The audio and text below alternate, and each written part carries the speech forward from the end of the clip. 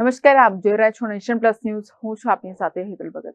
છોટાઉદેપુર જિલ્લાના જોજ ગામે ચાલતી કસ્તુરબા ગાંધી વિદ્યાલયની 75 વિદ્યાર્થીનીઓ એક જ બસમાં જોજ અને છોટાઉદેપુર વચ્ચે મુસાફરી કરવા મજબૂર બની છે.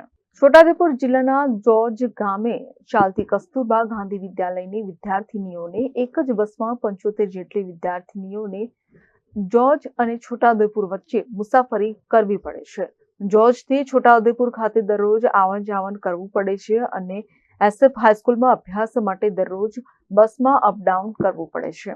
અમે છોટાઉદેપુરથી અંદાજિત 70 બાળકો છોકરીઓ કસ્તુરબા ગાંધી બાલિકા વિદ્યાલય ગમણફળિયા મૂકવા માટે આવીએ છીએ બસ લઈને. હા, રોજ આવીએ છીએ. હા, રોજ અમે બસ આવી રીતના લઈને આવીએ છીએ અને મૂકીને જતા રહીએ છીએ. અંદાજિત 15-16 કિલોમીટર. સવારે બી એવી રીતે લેવા આવે? હા, સવારે બી આવી રીતના લેવા માટે આવીએ છીએ. શનિવારના રોજ બસ મોડી આવે છે ત્યારે પણ શૈક્ષણિક કાર્યના 2 વિષયના પીરિયડ પણ પૂરા થઈ જાય છે. તેનાથી અભ્યાસમાં મુશ્કેલી પડે છે. સ્કૂલ અને ડેપો વચ્ચે અડધા કિલોમીટરનો અંતર છે. પગપાળા ચાલીને સ્કૂલ સુધી પહોંચવું પડે છે. 75 વિદ્યાર્થીનીઓને એક સાથે બસમાં બેસાડતા હોવાથી બસમાં અમુક વિદ્યાર્થીનીઓને બેસવાની જગ્યા પણ મળતી નથી. જોજમાં ભણું છું અને અમે છોટાઉદેપુરમાં અભ્યાસ કરીએ છીએ. ત્યારે શનિવારે જવા માટે અમને ખૂબ જ તકલીફ પડે છે અને મોડી બસ આવે છે અને ત્યાં જવા માટે અમને જતાં જ 2 પિરિયડ પણ જતા રહે છે, એટલે અમારો અભ્યાસ બગડે છે. એટલે 2 બસ મૂકવા નમ્ર વિનંતી કરું છું. એક બસમાં 75. કેવી રીતે બેસીને જાવ તમે? ભીડ હોય વધારે. અમે એક જ બસમાં 75 દીકરીઓ આવીએ છીએ, એટલે અમને બેસવાનું પણ નથી ફાવતું, એટલે અમને 2 બસો કરવા નમ્ર વિનંતી કરું છું. ધોરણ 9 થી 12 ની વિદ્યાર્થીનીઓ અપડાઉન કરીને અભ્યાસ કરે છે.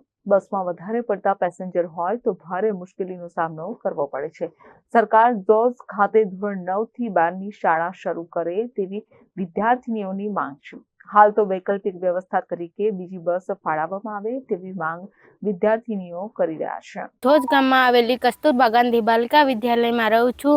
હું એસએફ હાઈસ્કૂલમાં ભણવા જાઉં છું અને અમારે ખૂબ જ તકલીફ પડે છે.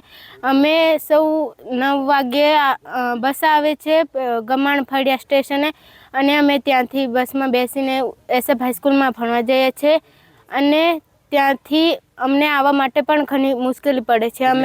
અમે 75 વિદ્યાર્થીનીઓ બસમાં આવીએ છીએ અને ખૂબ જ અગવડતા પડે છે. એક જ બસમાં આવીએ છીએ અમે અને શનિવારની બસ અમારે નથી આવતી, એટલા માટે અમને ઠેક ત્યાં પેટ્રોલ પંપ સુધી ચાલીને જવું પડે છે અને આવવા માટે પણ ત્યાં ઉતરી જવું પડે છે. અમારી સુરક્ષાનો પણ પ્રશ્ન બને છે આમાં. એટલા માટે એક જ પ્રશ્ન છે કે અમારે બસ મુકાવવાની છે. આદિવાસી વિસ્તારમાં અનેક સુવિધાઓની ઉણપ છે, ત્યારે સરકાર એસટી બસની સુવિધા પણ વિદ્યાર્થીનીઓને પૂરી પાડી શકી નથી. તેનો આ વર્ગો નમૂનો છે. Rehan Patel, Nation Plus News, Chhota Udaipur. સમાચારોના સતત અપડેટ મેળવવા માટે અમારી નેશન પ્લસ ન્યૂઝની યુટ્યુબ ચેનલને સબસ્ક્રાઇબ કરો, બેલ આઇકન દબાવો અને જોડાયેલા રહો ફેસબુક, ઇન્સ્ટાગ્રામ અને ટ્વિટર પર.